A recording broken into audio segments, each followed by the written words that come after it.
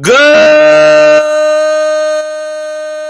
morning, grinders. Welcome to the DFS pregame show here on RotoGrinders. I'm Jordan Cooper, a.k.a. Blenderhead, Blender HD. If you want to follow me on Twitter. And it's Tuesday, August 30th. Tomorrow's the last day of August. How many days are there in August? I have no idea. 30, maybe. I don't know. Good morning, people. Baseball's going on today. We got NFL coming up next week. Tons of stuff going on. MMA this weekend. I will not be doing the MMA this weekend. I will not, and that's because I'm heading up to Chicago for a couple of days. So programming note.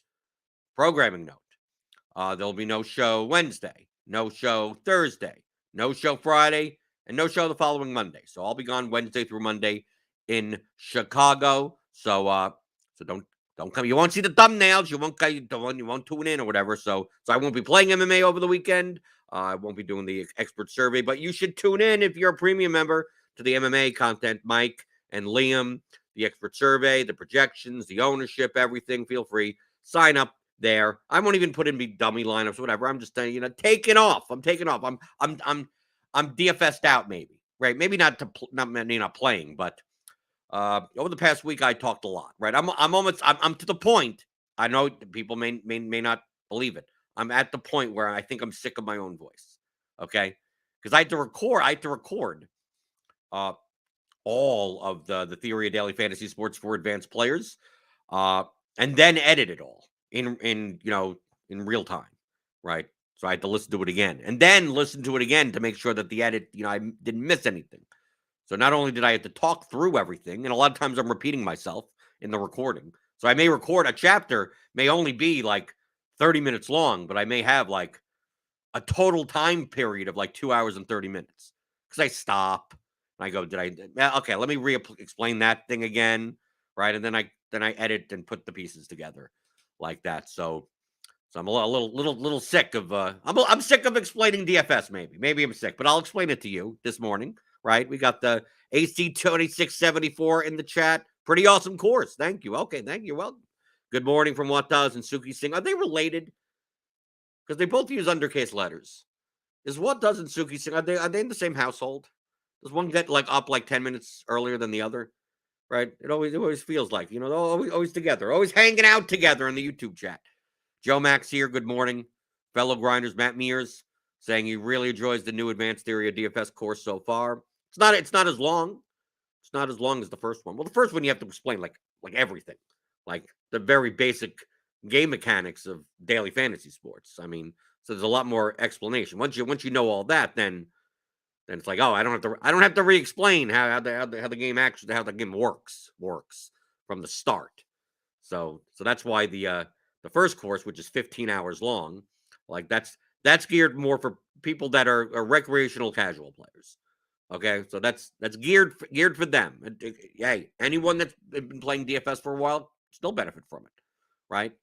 But it's geared for someone that has at least played DFS. So it's not for someone that doesn't know anything about DFS, but has only been playing recreational or casually. They could be regularly, right? They could be playing every day and just throw in a $3 entry and whatever, right? It's for that type of person. But this course is for advanced players. Okay, the type of people that would be watching this show, truthfully, right? I would doubt that if you're watching the show and you wouldn't consider yourself an advanced player over a recreational casual player. I don't know how you found the show or anything. You may not even know anything about RotoGrinders at all. So it's more for you. If you're using tools like Lineup HQ, if you're looking at if you even know what projections are. Right? If you even understand what ownership is, right?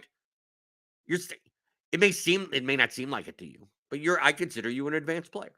You are an advanced player. So now that you understand at least what these concepts are, now how can you use them to put together plus EV lineups, right? So in this course, albeit shorter, but in a way it's systematic, repeatable, and time efficient. Right? It's a lot of stuff is packed into a short amount of time. It's what, 5 hours or so. I sped it up a little because I talk as slow as I can to make it, because I talk really fast normally, right? I ramble a little. So I tried speaking like really, really distinctly, and then I listened to it, and it's like I think it was a little too slow, a little too slow. So I sped it up. So I had to re-upload. I like sped it up by 1.2, 1.3x. It's like okay, I think that's better. And you get in the player and on the course, if you get the course, you could increase the speed or decrease the speed. You could do whatever you want, or you could download the audio and put it into a podcast player or whatever they use. Feel free to listen at 2x if you want. Right? I was listening it back at 1x, and then I'm like, I think this is too slow. And then I sped it up to like 1.5x, and it's like, okay, this is good for me. But maybe it's a little fast for other people. So I'm like, okay, 1.2. Okay, let me go in and make the original at least like 1.2. So I go, so it decreases the time a little, right? So you get that there. But but to me, I think, in comparison to the first course, although I would recommend you getting the first course to get a better understanding of things, if you're already using tools like the stuff that's offered at RotoGrinders to some extent, right? In some way, in some fashion or form, if you're playing that, oh, I know what a median fantasy projection is type of thing. I understand what ownership sum is, or whatever like that. Uh, I think it's the best reference guide that has ever been made for DFS. Doesn't matter the sport, doesn't matter anything. It doesn't matter. We don't go sport by sport. I use examples of sports. I think it's the best. Like, but you listen to it for 5 hours. You could obviously go back to individual chapters if you want, but assuming that DFS doesn't like dramatically change in format or something like that, even if it does, they still would all apply. The concepts would still apply. But I think there's it's weird for me to say. I don't think there's anything more than I could explain. I don't think there's anything left out. Right? You may have to listen to a chapter twice in order to kind of like, okay, let me. I think I know what he's talking about. Maybe I have to listen to it again. So but I said, other than that, like any question that I'd ask on this show will be in this course. Like, I don't know if there's a question that I can't, unless it's related absolutely specifically to a sports player on a sleigh. Like, what do you think of this guy? And does he have nice hair or whatever? What I don't know. I don't know what type of thing like that. But when the answer in DFS, you know what I always say. Someone will ask me a question, I go, it depends. It depends, right? Depends on the contest that you play. Depends on the lineup that's in. Like that, it depends. Well, what does it depend on? Well, all the variables and what it depends on, I explain in this. Oh, because you're playing in this type of contest and you have this type of lineup, then you would do X, Y, and Z. You would weight, right? You would weight median projection more. You would weight ownership more. You would think more in these player combinations, right? If they're in two different positions, which one would you consider more than the other, right? Like that type of stuff. All those variables are in here. They're contextual variables of a slate. So when you say, oh, every slate is different, it's like, okay, what does that mean? People are like, okay, well, how do you determine the difference between the slates? Well, that's what's called contextual variables. I call them archetypes. So it goes through all of them, an example of all of them. It's like, okay, so in these types of contests, you'd think more like building these types of lineups. In this type of contests, you build these types of lineups. And then there's a blend of all of them of like, well, you could want to do here, you could correlate, but you can not correlate. You can make the projection go up and down. So how one lever affects the other lever. All of that in a reference format, right? So it's not like 7-hour long explanations are in this course. So that's the audio of the course. So I cannot see, truthfully, how I can answer any question that doesn't relate to something that would be answered already in this course. I did an entire outline. I mean, I had to prepare to record this because I spent all week recording. I spent 5 straight days recording. But before that, I had pages and pages of brainstorming. It's like I just want to be able that I'm hitting everything that I want, right? And in some broad way, where there are nuances of certain sports. There's nuances of, well, this forward in soccer is slightly different than this forward in soccer. But really, all I'm saying is that one forward is more variant than the other forward. But how would you know that in soccer? Well, it's the way that they play, and like you could look at the projection; it'll maybe slightly off like that. But for the most part, you kind of know the sport a little bit better, right? I'm not going to go into the nuances of everything. There's 7 million nuances like that.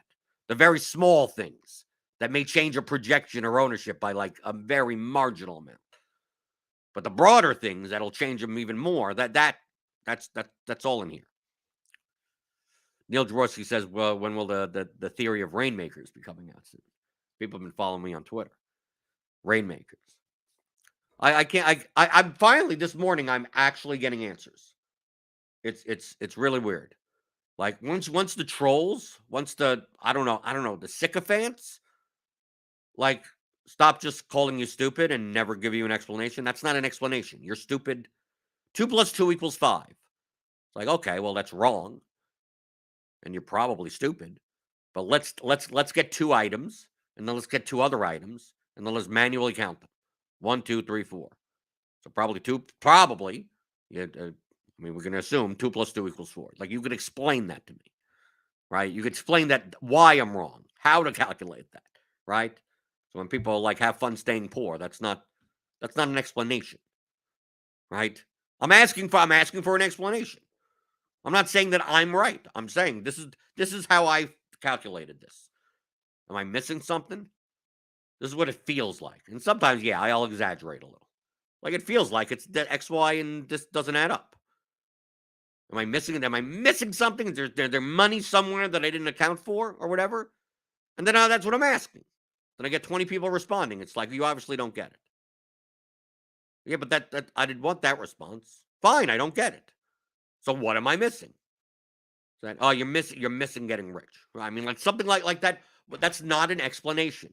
That's not it. So I tried giving an explanation. I'm like, okay, I tried describing things in terms of a 50-50 raffle. They find like fundraisers, right? Your church has a fundraiser like that. I go, this is what I see Rainmakers as in some fashion, where, there's all these raffle tickets and you use them for, a raffle. But you could also sell it to other people, right? But it's like the amount of money in the, like, it's still only worth what you could win, right? It's not worth it unless people are like, it's cool to have a raffle ticket. I mean, I guess there's some value in that, right? How do you calculate that? I don't know. But let's say there's no, it's cool. What I could put on my wall type of thing. It's like once the raffle starts, once it concludes, the tickets are worth nothing. Or what are they worth? Maybe someone wants it as a souvenir, right? So once the raffle happens and you don't have the winning ticket, how much is the ticket worth? 0. If you could find someone to buy that off of you for $1,000, well, good luck to you. Okay, is there someone stupid enough to do that? If you think there is, okay, maybe you buy the ticket not even to do the raffle. You don't even care if it wins or loses. You just go, I think I have the ability to find dumber people. Okay. And then that dumb person has to think I need to have I'm smart enough to find another dumb person to pay even more than $1,000. Right? So the $0 value ticket. Or even if it's before the raffle. Right? So where you put a $10 ticket in and half of it goes to the charity. So now your ticket's only worth, right? Its equity is only $5. So if you get someone to say, I'll give you $8 for the ticket, yeah, you're gonna lose $2, but you make money on the equity, right? It's only worth $5. But if someone's willing to pay you $100 for it, all right, great. But you pocket that money. That money doesn't go into the raffle, so it doesn't make anyone's tickets any more valuable. But let's say that they took a market transact, they took a piece of it, and then we put it in the prize pool. Okay, now there's at least a mechanism for the equity from one person's sale causes your ticket to be more valuable, to be able to win more money from the raffle. Okay, I get it. But like, to what extent can that happen? How many dumb people do you have to find that are willing to put in money that it's not worth, the ticket isn't worth that? Well, let's see. Even I'll even concede that you can find them, because you're still going to have to find them. If one person sells their ticket for $25 and there's 99 other tickets available, that doesn't make all their other 99 tickets worth $25. That, to me, that's one of the biggest things that I see in like the crypto and NFT space, that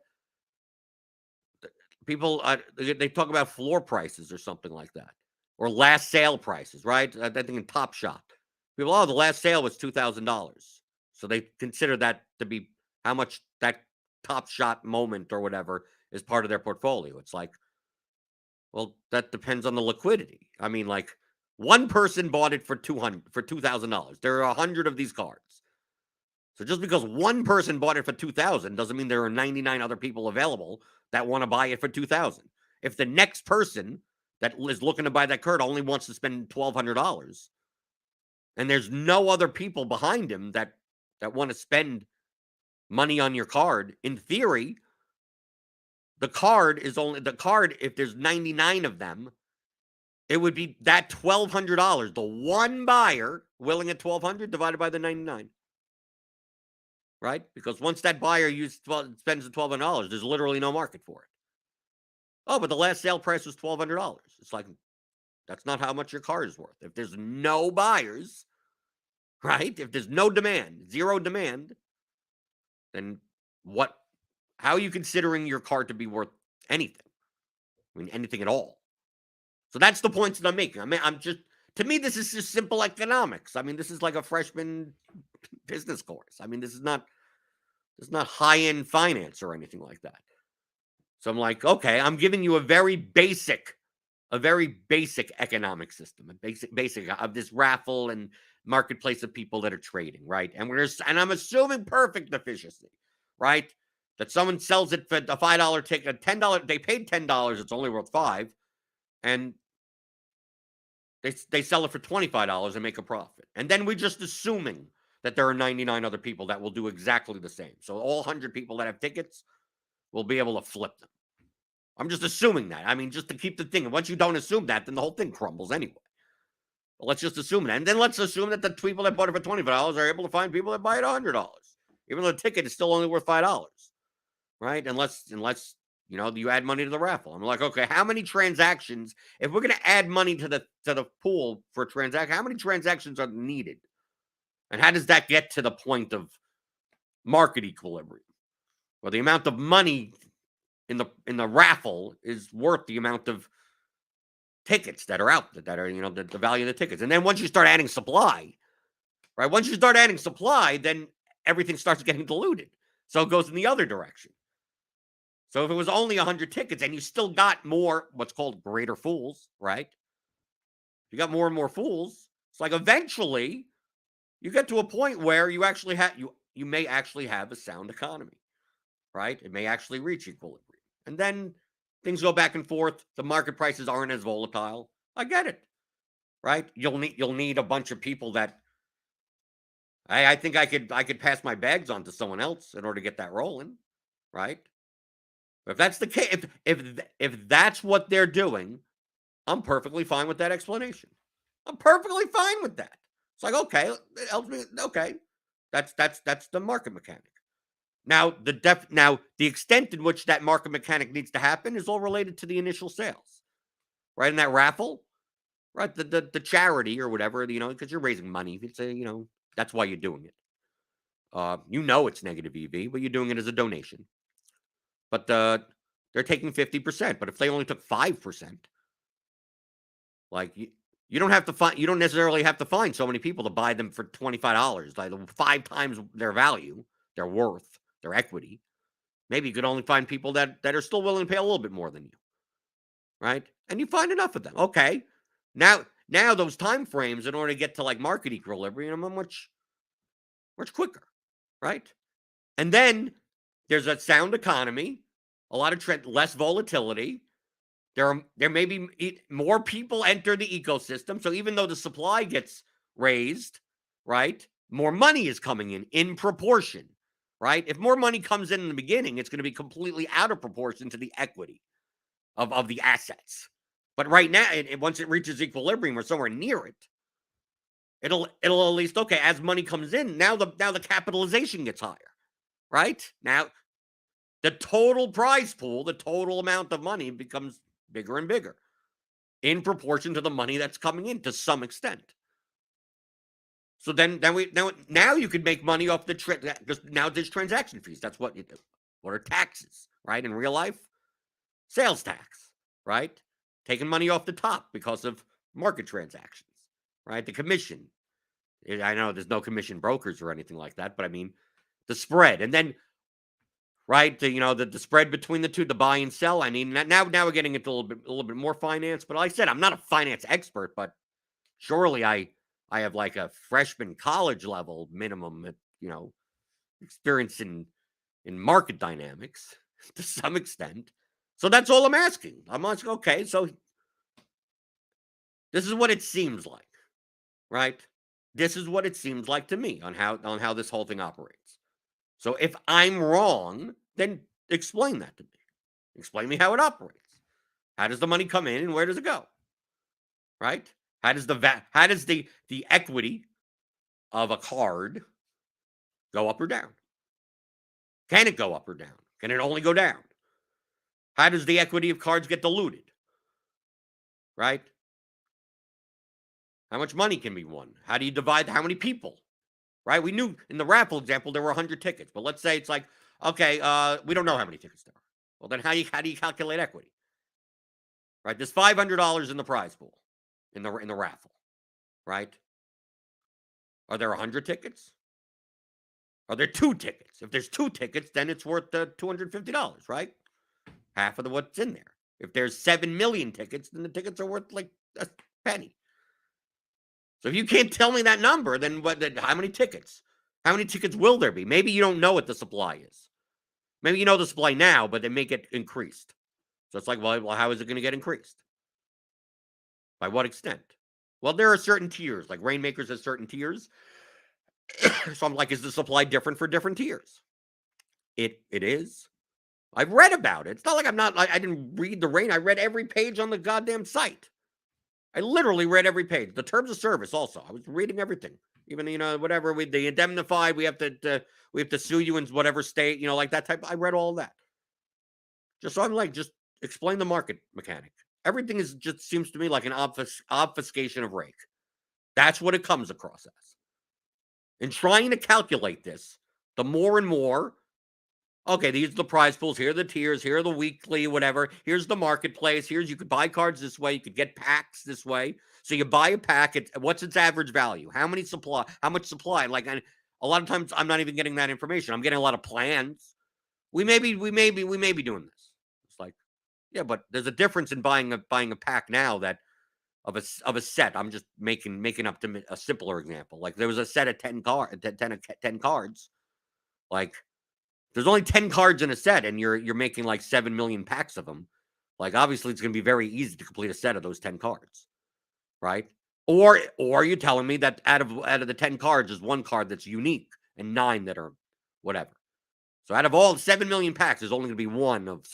Okay, now I have something to compare what 1 card is worth compared to others, and how many people are buying, and what's the total amount of capitalization. Okay, that's fine.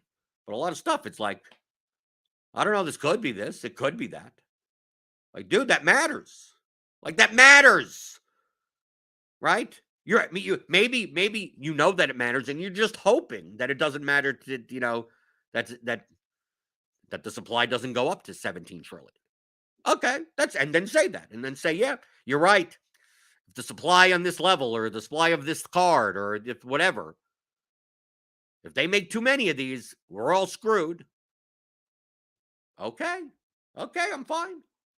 That's fine. Or it's be like, oh, they could make up to X amount around, and we'll all still be fine, right? The equity will still be okay, and they may. Hey, we don't know if they will or they won't, but I'm investing, hoping that I'm hoping they don't. Okay, and you could be like, okay, I'm estimating. I'm kind of, I'm hoping they don't do it. I'm actually expecting them not to do it, or I'm expecting them to do it. Okay, that's all a probability. And if your probabilities are different from my probabilities, I think they're going to make too many cards. I'm going to weigh that at 90% probability. And you go like, I think it's only a 10% chance. Then all we're doing is arguing about the extent. But people aren't saying that just even considering that variable at all is like, what are you doing? You're stupid. You don't get it. Like, how could you not consider that variable? I mean, it exists, right? You may think that you have so much of an edge that who cares, right?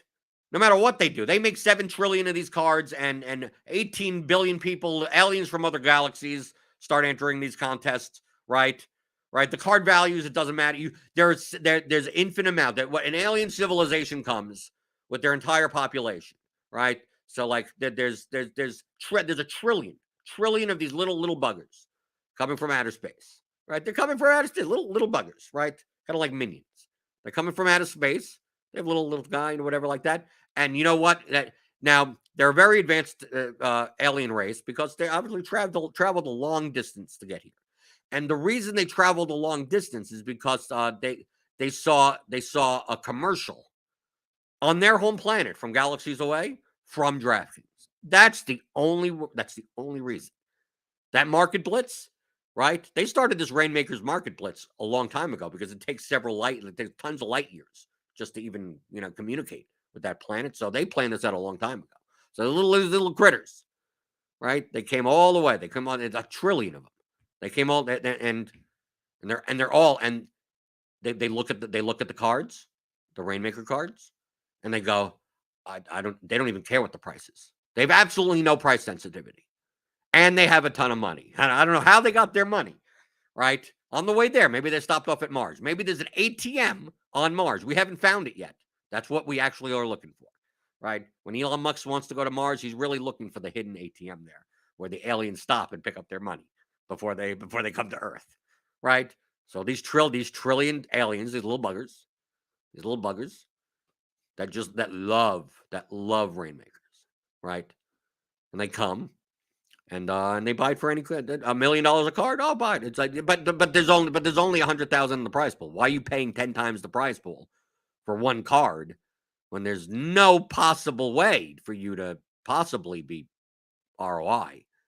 Like you can never win it, even if you're these buggers, these little critters, right?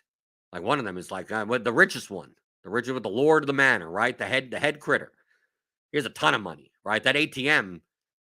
No limit. It's one of those bank accounts apparently that you get more than like $1,500 from. No, that it allowed them to take out everything. They have more money than anything. And they're like, yeah, there's only $100,000 I could win, or only $1 million to win, but I'm willing to pay $1 trillion worth of cards.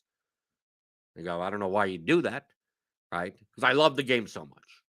Right? I love playing the game, even though I know I'm going to get a minus 99% return. It's worth the entertainment. Let's say there is someone like that.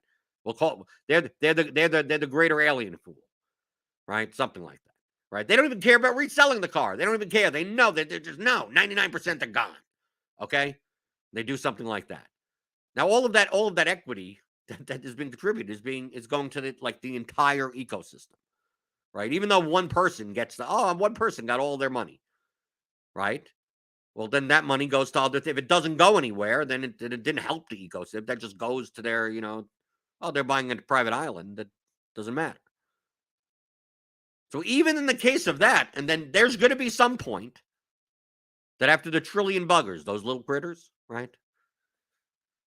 There's eventually you're going to run out of them. Eventually, the games are going to be played. The contests are going to be played, right? They're getting it minus 99%, and everyone else benefits, right? Everyone else is playing, going, I'm glad for these aliens.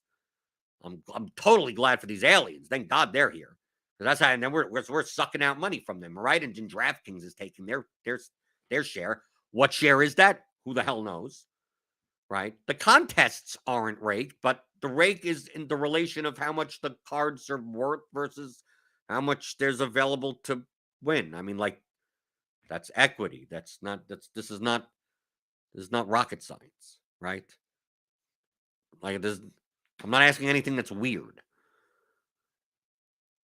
So what is that relation? So if you're telling me that either you're going to profit because your edge is so high in the game, maybe you don't even know the exact rate, but you think that your edge is high enough that even if the rate was 80%, you'd be able to beat it. Do I think that you can? In that case, no, but maybe you do.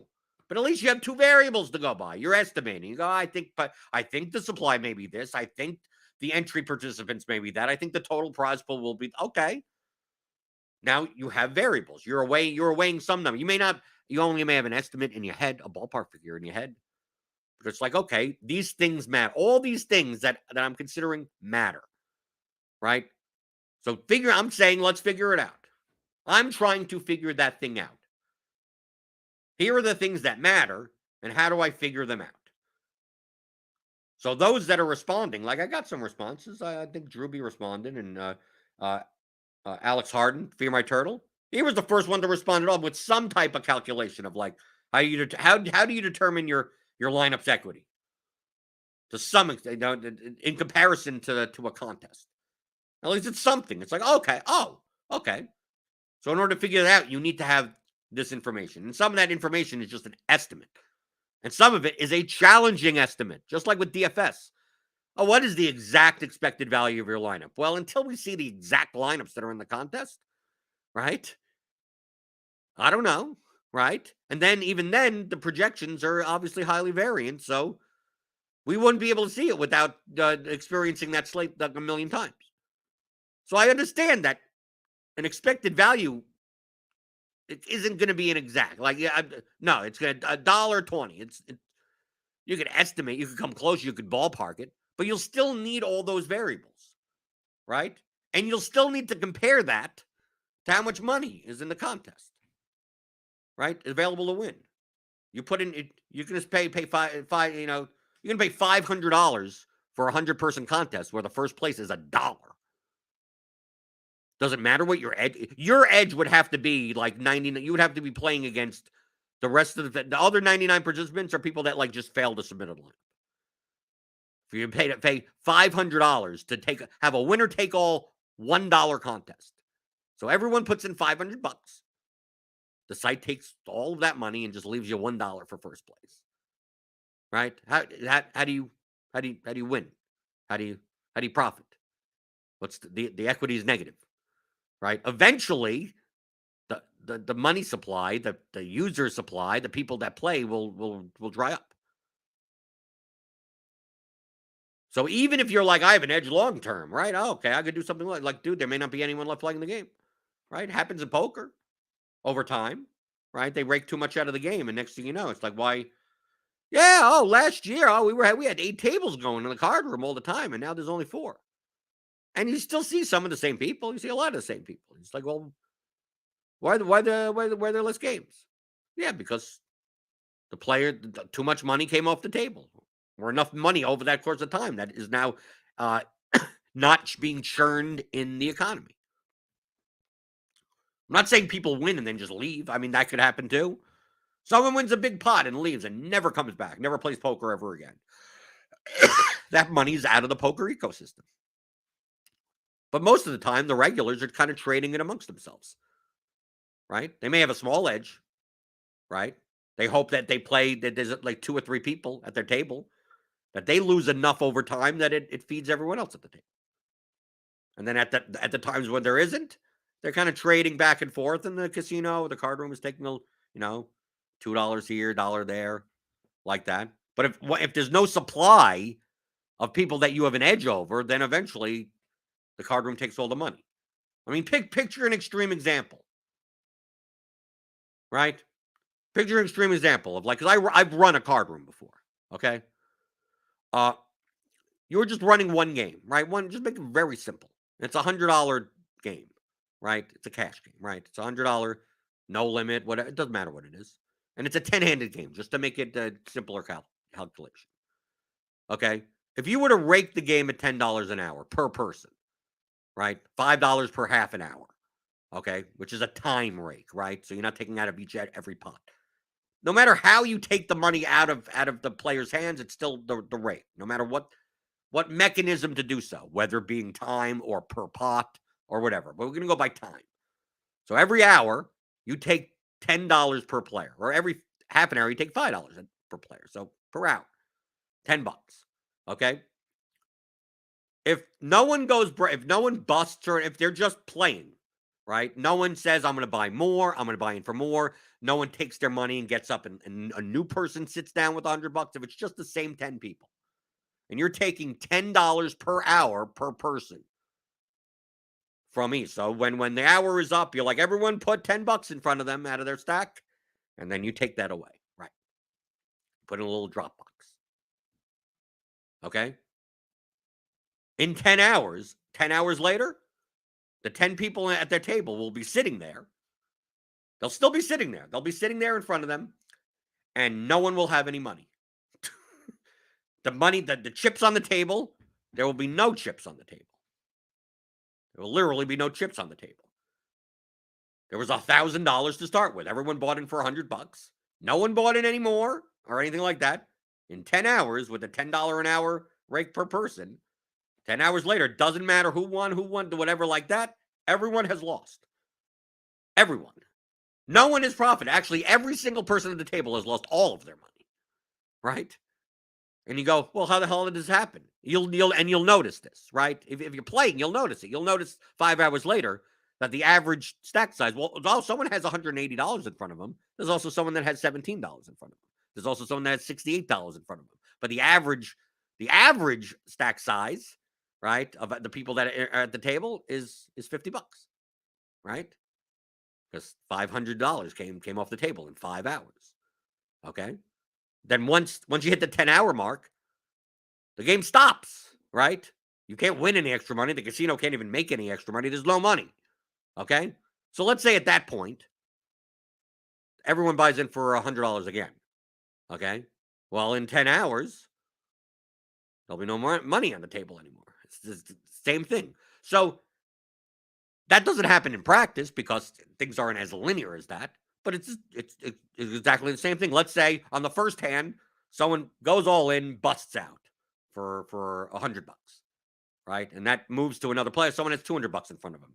Let's say that player buys in again for $100, or a new player comes in. Doesn't even matter. A new person comes in and sits down with $100. So there's $1,100 on the table. Okay. In an hour from now, there'll be $1,000 on the table. So every new $100 that gets added adds an extra hour to the lifetime that there could even be a game because there would be no money left on the table. And as this new, if the new $100 comes in, every new $300 comes in now, it extends the life of the game. And you hope that in all these transactions of all the hands that you're playing, that you have a positive, that you're going to get more. You're going to get more of that extra money, the new money that is coming in, because of the way that you play the game. You play it profitably over time, and that it's past the point where you're still keeping up with the fact that the casino is taking $100 every hour at the card room. I'm taking $100 off the table, right? As that time frame goes by. Okay? So you need to calculate that to some extent, right? Maybe not exactly. Just go, okay, what's the rake of the game? How does the money leave the ecosystem, the money that I cannot win, right? Money's coming in, new people are sitting down. Let's say a new person sits down and instead of buying $100 worth of chips, right? They buy in for $100 worth of chips and immediately give the casino $50.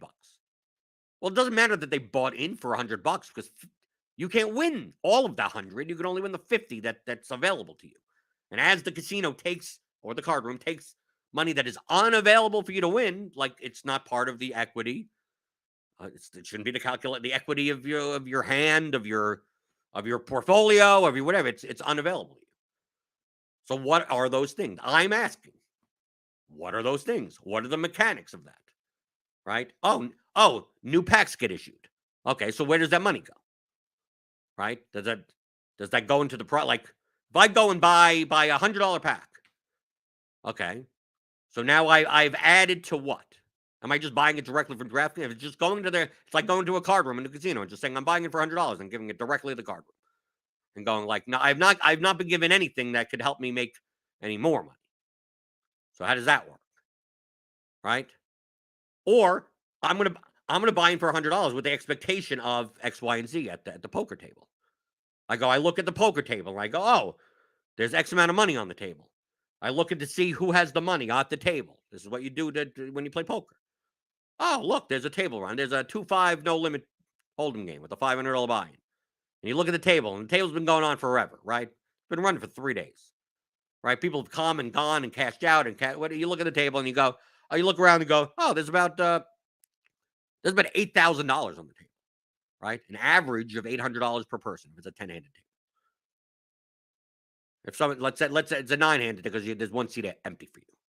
And you go, oh, there's $7,200 on the table. It's like, okay, I could buy in for $500 and I could win up to the max I could win if there was no rake and no one else bought in. The max I could win is $7,200. If there's $7,200 at the table,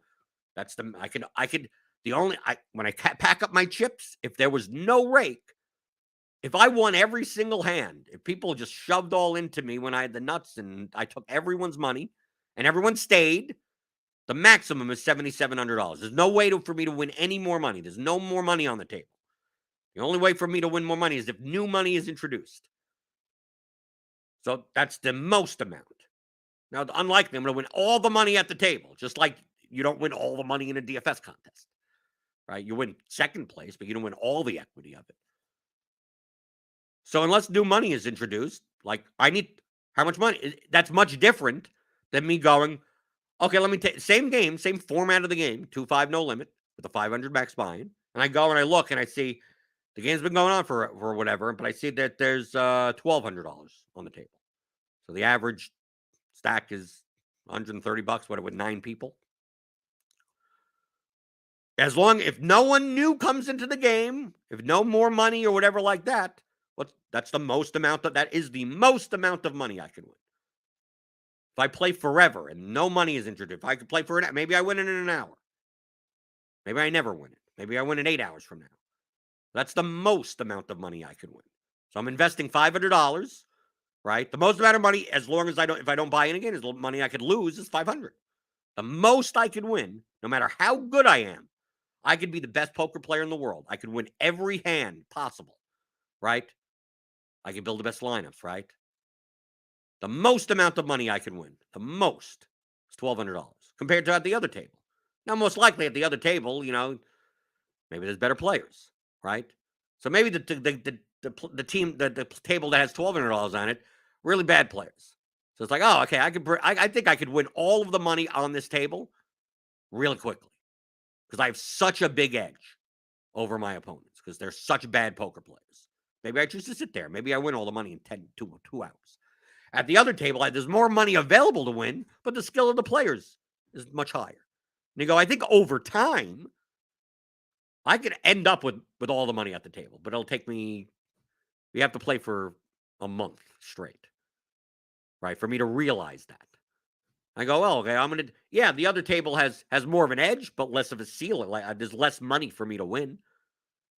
And the other one has more money available for me to win, but I'm going to get less of my fair share. Okay? Well, then I have to compare that to the time investment. To like how much is it worth my time to do so? So these are variables to calculate. This is not complex stuff. This ain't complex math. So in order to calculate or even estimate or consider or whatever, what are these variables? How much money is on the table? How much money do I have to buy in for? At minimum, at maximum. Can I play 7 cards in my hand while other people can play 5? I mean, I don't know. That's the mechanic of the game. I don't care about the game. The edge that you have in the game. Like the mechanics of it. But you could say, if you tell me, okay, you have a 50% edge in the game. It's like, okay, I need to be able to, the rake needs to be low enough that a 50% edge is still profitable. That's it. So even if those are estimates, what do you think your edge is as a percentage, and what do you think the rake is? And how did you come to those two numbers? If your answer is, I don't know, then why are you calling me stupid? Right? Why are you calling me stupid? Imagine entering the Millie Maker, right? Or any DFS contest. Imagine someone saying, oh, okay, there's a $20 contest. Then, but I'm not going to tell you the prize pool. I'm not going to tell you how many entries there are. I'm not going to tell you any of that. Right? I'm not going to tell you how first place and fifth place is distributed. I'm not going to tell you. Nothing. I'm not going to tell you how much money we're taking out of the prize pool. You don't know how many opponents you have. How comfortable are you playing that game? Now, you could say, well, I hope. I hope people are bad enough. I hope there aren't as many as entries. I hope there's overlay, right? That's what overlay is. But there's less entries than the more the prize pool, right? That type of, I hope all these are hope. I hope that. I think that. I may, I don't know. I'm asking for well, where's that line? At some point there's a line. If you knew for sure that You had to spend $17 million, and the first place is $1. If you knew for sure, you wouldn't do it. Now, you obviously don't expect it to be that. But you would have to think that someone that's considering playing this game would kind of want to know those details to some reasonably broadly determined set, some baseline, some something. So if you can't tell me how supply and demand happen, you can't tell me the supply, you can't tell me the demand other than maybe this and maybe that and hopefully that, and the plan is that, but it could change. And then you tell me that, okay, here are the prize pools, they're fixed for these tiers. So it's like, okay, so the more people that play, the less I want that to happen because there's no way to add to the prize pool. So that seems counterintuitive. I want to tell people not to play them. That makes no sense. But if I tell people not to play, that means the marketplace gets ruined, right? Because you want more demand in the marketplace. So it's like it's counterintuitive to do different things. And then once you get to the marketplace, then you can't go by last sale price, right? That's something isn't worth how much the last person that paid for it. It's only for the next person then, and someone's willing to pay for it. You can't go by last sale price. So what's the floor value? Well, do you know there are people worth paying? And why would people buy these cards? The first reason should be because they want to use them in the contest, because there's a yield from it. Okay. And there may be other people that think they're cool. I get it. Collectibles, fine. It has what's the value of a Mona Lisa? Right? It's very high. It's still just a painting. It's the perceived value. It's like, okay, it's some ego thing. Oh, okay. I'm even able to say that I get that with like CryptoPunks or stuff like that. Oh, there's only a set amount of this and it's cool or something. Okay. There's a value on that. I'm not going to be, I don't value it, but there is. But what other utility is there? So either you're using the cards to build lineups for contests that you hope that the cost that you incurred of acquiring these cards and building these lineups is lower than the amount of money that you will receive from the prizes. It's not complicated. That's what we do in DFS. I hope that I my $10 entry nets me more than $10. That's it, right? The only other way to make money, the only other way that it's plus EV, profitable, is to sell a card for more money than it's worth. To find someone to buy it, then more money than you paid. That's more specific. You buy a card for 20, you sell to someone for 40, you make $20. Okay. You could even use the cards and say, I'm going to play these cards in this contest this first week. And after that, and then you win money. And then you take the cards and you sell them also. Or you lose with the cards and you sell them as well. You try to make your money back that way. But why is someone buying the cards? Right?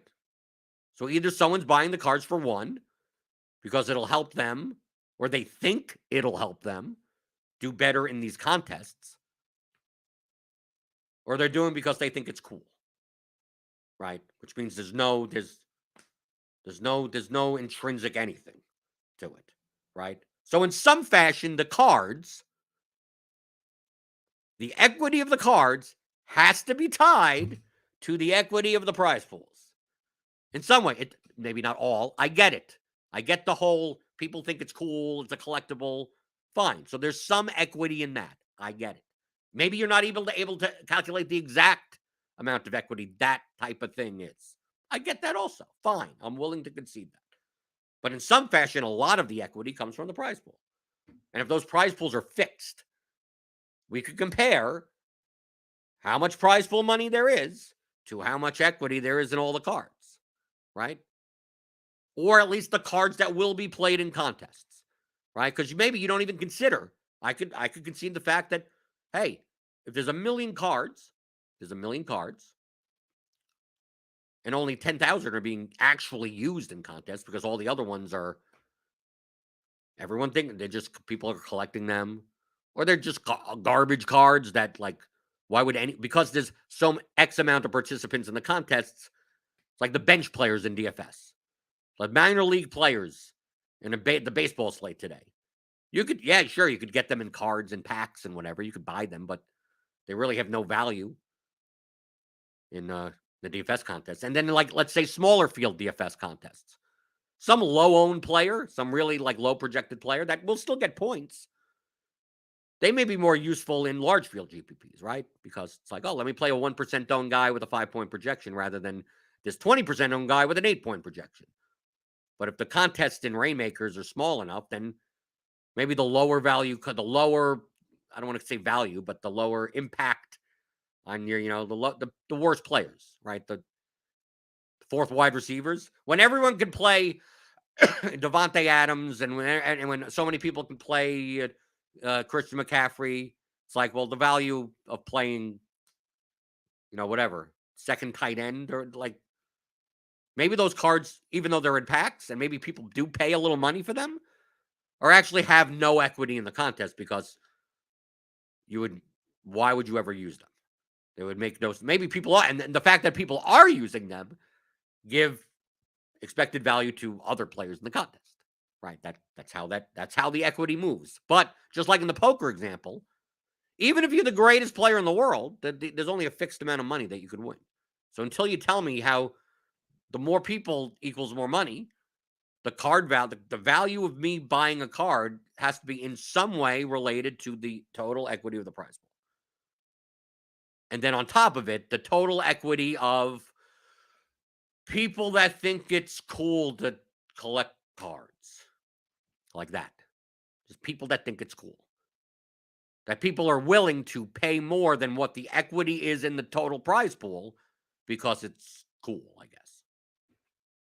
I personally consider people that think it's cool for at least in Rainmakers, to be just greater fools. You're buying it because you think that you could sell it to someone else, right? If that's the reason you're doing so, that's the greater fools theory.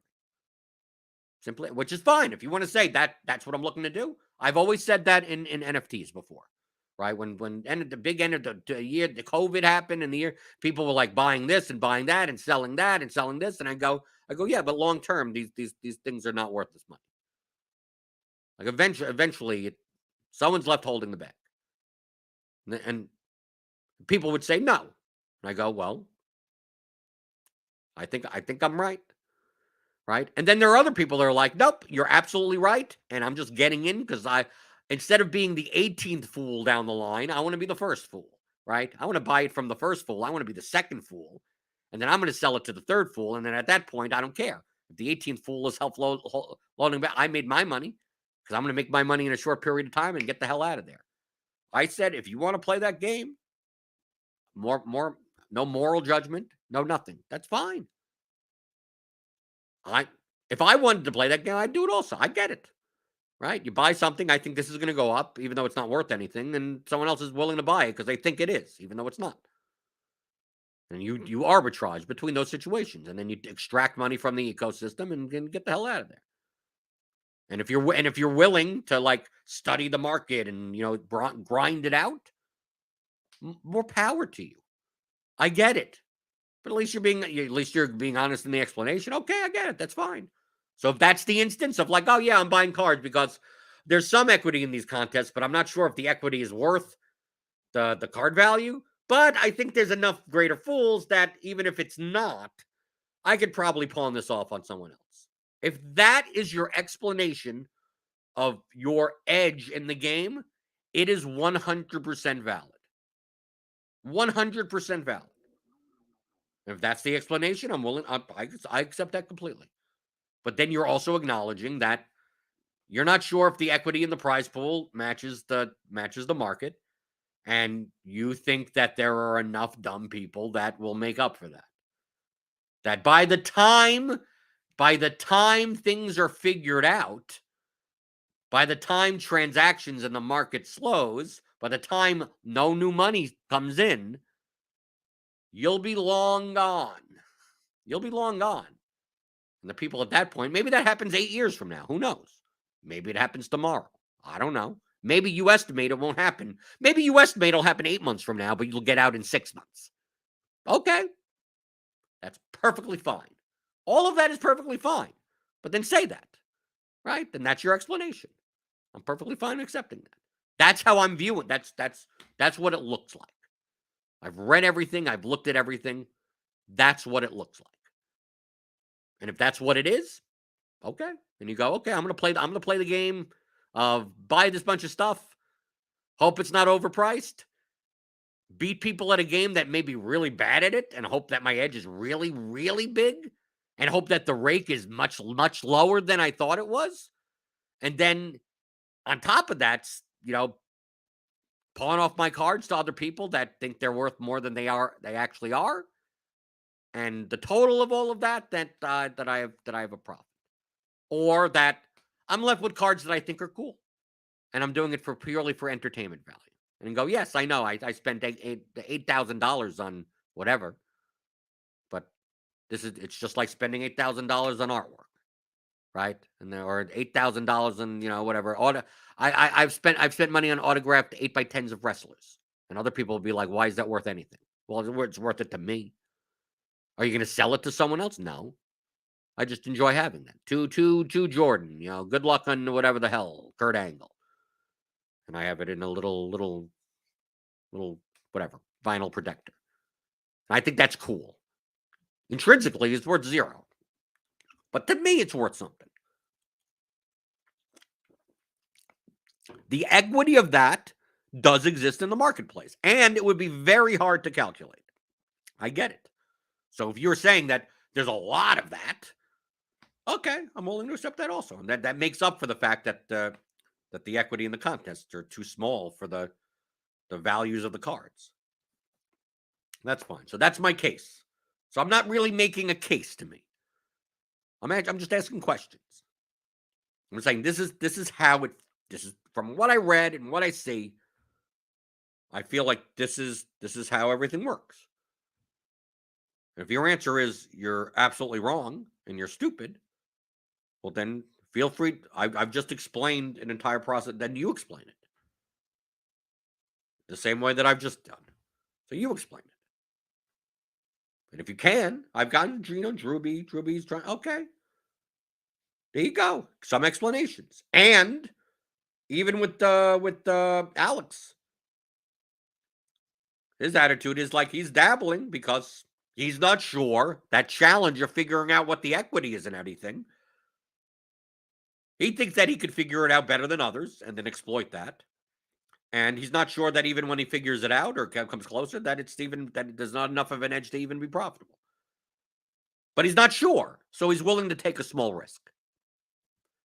To me, that's what I'm talking to a reasonable person. Okay, I get it. And if that's your answer, then that's the explanation. I'm not really sure of all the rules. I'm not really sure of blah blah blah blah. I'm just hoping that these things align this way. And you understand the fact that those things, those variables, do matter. You have a very broad estimate of it, and you're just hoping you're estimating it a little bit, that it's more profitable for you to do X, Y, and Z. And maybe I'm looking at it and going, I think even if you did X, Y, and Z, you're still not going to lose money, so I'm not playing. So we're not arguing about the market mechanics of the game. We're just arguing about the extent in which one's edge could be over that. That's it. And that's a debate. And then you could have that debate. I'm not even willing to have that. I don't even care about that. We haven't even gotten to that point. I'm just getting to the point of how the hell does the economy of Rainmakers work? We could explain the economy of a DFS. Everyone knows that. I don't have to say, oh, you don't know, you're stupid. I could know. There's a contest with 100,000 entries. 10 people put in $1. So it's $100,000 in the prize pool, right? DraftKings takes 15%, so there's $85,000 in the prize pool. First place gets 40,000, right? Very top end. Second place gets 20,000. Like we could go through all this. And you go, if everyone was equally skilled, right? Everyone would lose 15%, right? Because that's the rate over time in the long run. Like, there you go. I mean, like, it's not hard. And then there's multiple contests, right? Not just one contest, multiple top. So on a given day, maybe there's 300 contests being run in different sports, at different slates, at different everything, and they have different payouts, right? Different prize pools each, different entry fees. Then people say in Rainmaker, oh, there's no entry fees in Rainmakers. So you still have to buy cards. It's just that in DFS, the entry fee is fixed, right? You can use any player. It's just like, oh, just pay $10 and build a lineup. And anyone can build the same lineup with the same cards, right? The cards are free. The cards are free. And their supply is unlimited. That's the difference. In DFS, the cards are free and the supply is absolutely unlimited. Other than you can't use a card twice, right? Something like that. In Rainmakers, it's the opposite. The lineups are unlimited, right? You can build unlimited lineups or whatever the max entry is, but you have to buy the cards, right? So you could, if you buy only a couple of bucks worth of cards, you're only going to be able to make a couple of lineups because you can only play one lineup with one card, in the lineups in Rainmakers. And then if your cards are only worth $5 or whatever, and you're able to make 100,000 off of it, God bless you. Okay, that's fine. Is a $5 lineup going to make that on that? What's that calculation? What's the total contest equity? How much are all the cards and all the lineups in the contest worth now? Because we know the card value. We know the cards. In DFS, anyone could play anything, right? So the lineups you would simulate, right, based on the contest, the EV of the lineup and simulate that a million times. The differences between lineups could be vast. The differences could be small, right? Your lineup in a DFS contest, right? You're playing whatever, some GPP, MLB today. And you have a Yankee stack with this pitcher and whatever. And based on the projections, you're like, it's this lineup scores X on average or whatever, like we normally do in DFS.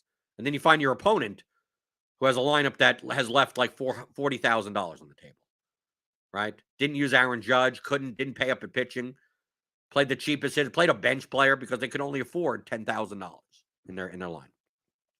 Obviously, the difference between the lineups is vast, is very vast. And hey, can that really, really low lineup win? Right?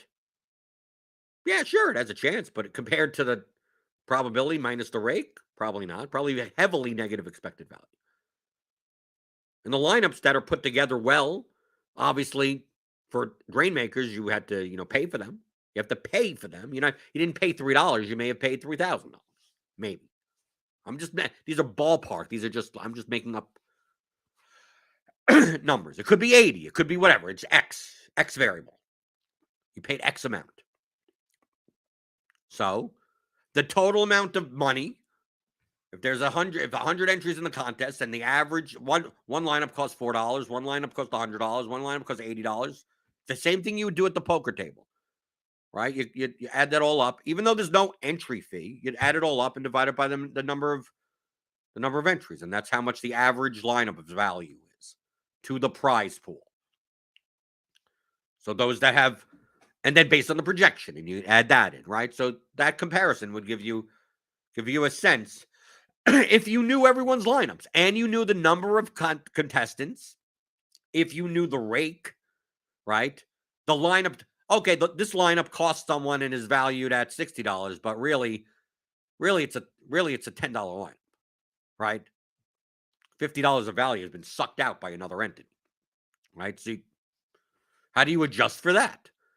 And then once you could do that and compare that equity calculation to the actual money available in the prize pool, now you could have somewhat of a sense, even if it's not exact, at some EV calculation, something, right? You need all these parts.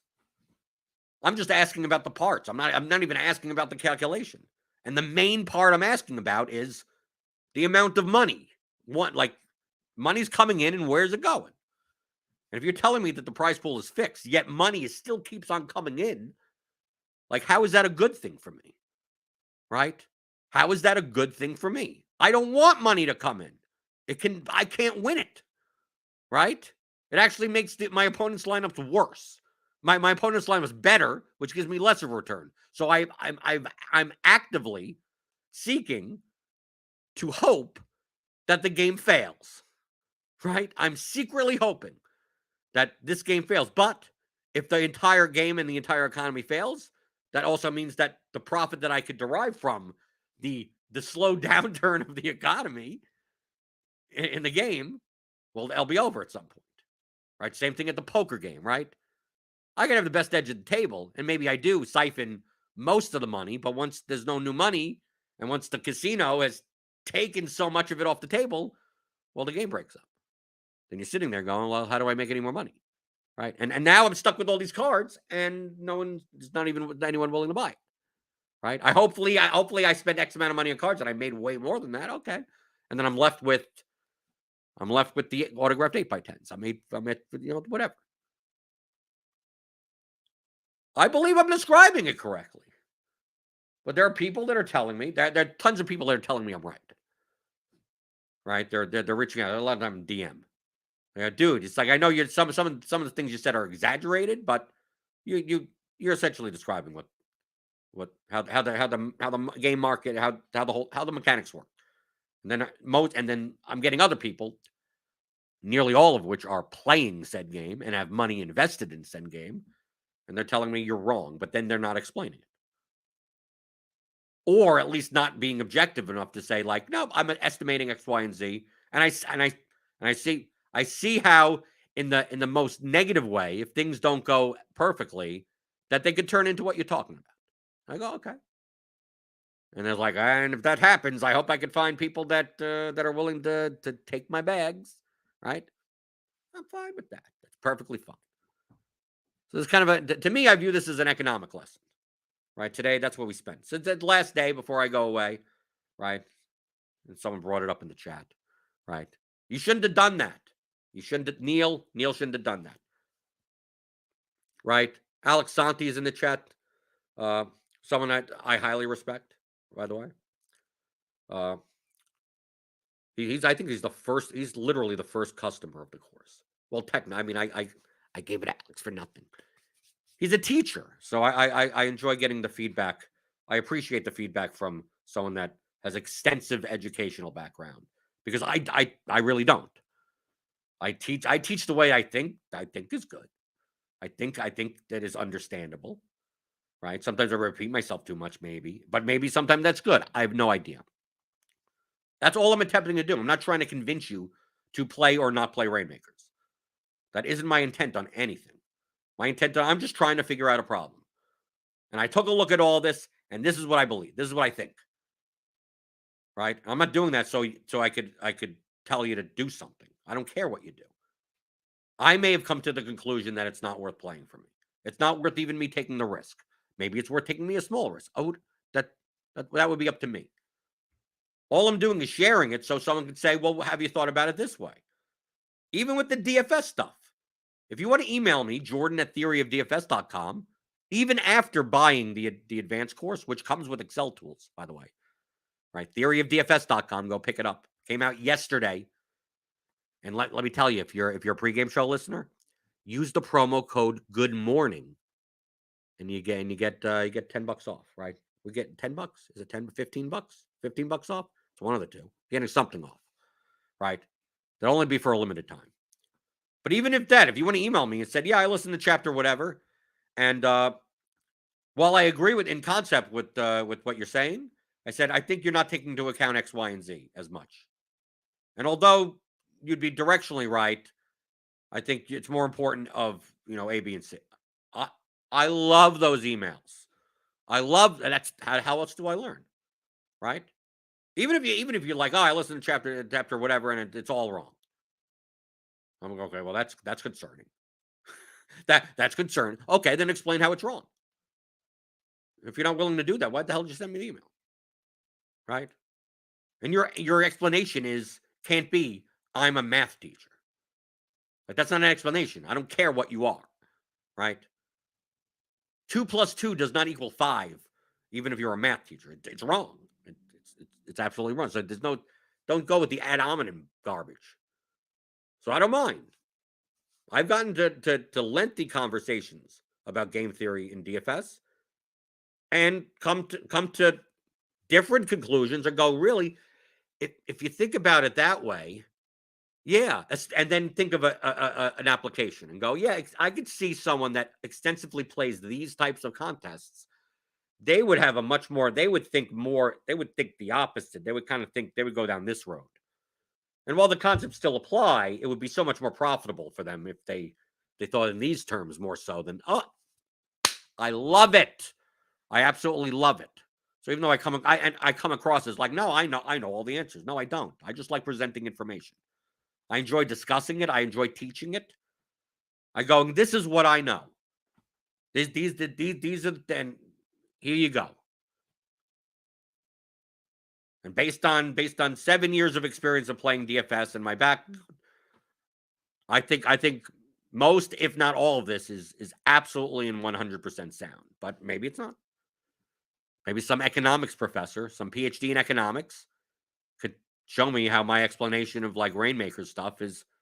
You could show me the stuff on the Rainmakers site and go, you see here where it's there, this and that. Because of this, that your whole market and supply thing doesn't make sense because there'll be more cards here and more cards there. I'll go, oh, I did not.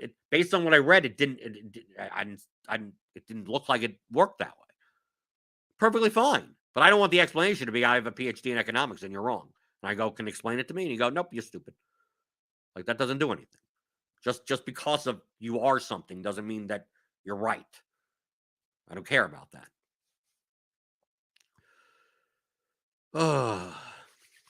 Neil Jaworski says, well, enjoyed the conversation at least. Sorry to everyone else, right? Yeah, it's Neil. It's Neil's fault.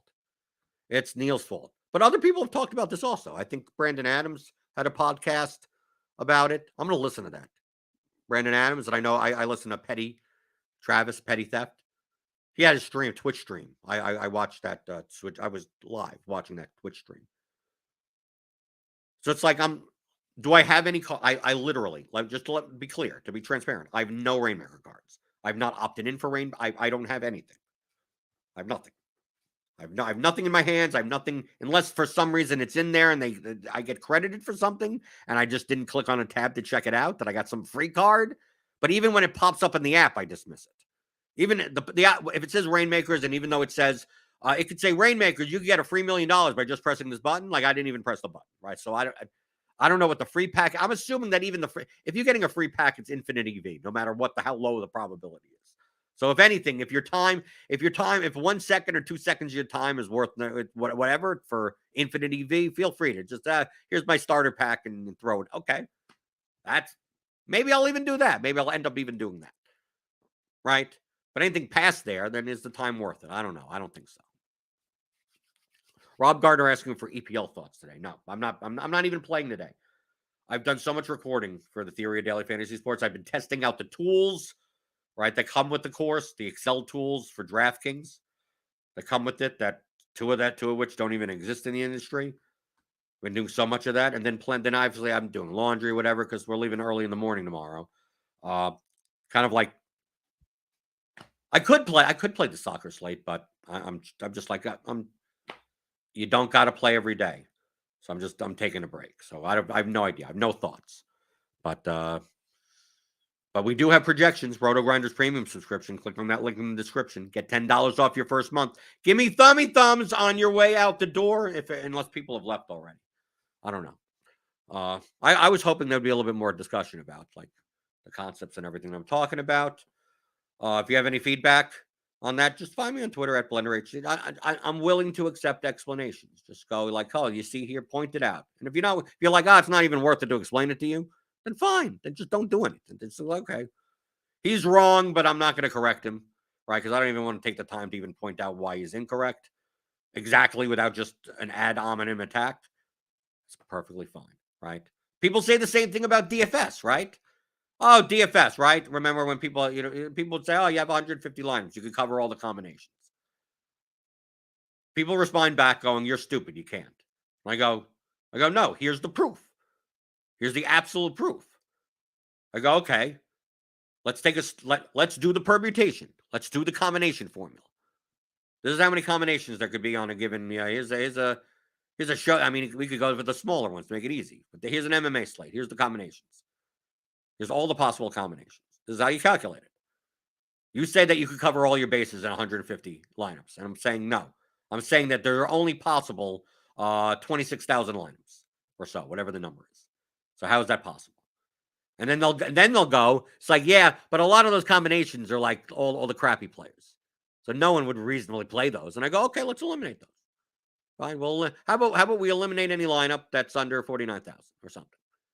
Is that good for you? It's okay. That's good for you. How about we eliminate lineups that are at median projected or really, really damn low, right? Because people aren't going to play those lineups. And go, okay, we get rid of those too. We start getting rid of a lot of those lineups, and it's like, okay, so not 26,000 combinations. There are 8,000 combinations. It's like that's still ridiculously way more than 150. And this is for like an MMA slate of 12 fights. Imagine this is a 10-game NBA slate. Like, dude, there's a billion combinations. Yeah, but a lot of the combinations no one would play. So okay, so now there's there's probably more than this, but let's say there's a million now. Yes, good luck at 150 lineups being able to get all the million combinations. What I'm doing there is explaining here is how you calculate the combinations of a lineup. Not just you're stupid. So that's the only thing. That's what I'm more perturbed about. Okay, that's what I'm annoyed about. So don't be that annoying. You could find me in the Blenders Game Theory channel in the RotoGrinders Discord. As always, theoryofdfs.com. Go pick up the advanced players course as well as pick up your custom Excel tools. And always email me. Let me know if it's good. If you have any questions, James is around. And I'll be back next Tuesday. Remember, no shows Wednesday through Monday. So I'll be back next Tuesday answering your DFS strategy questions and not talking about Rainmakers on the DFS pregame show on RotoGrinders.com.